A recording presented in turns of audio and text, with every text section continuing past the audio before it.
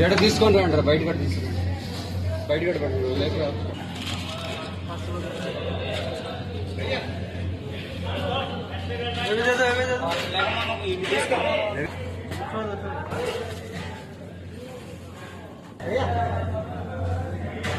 అవి తీయండి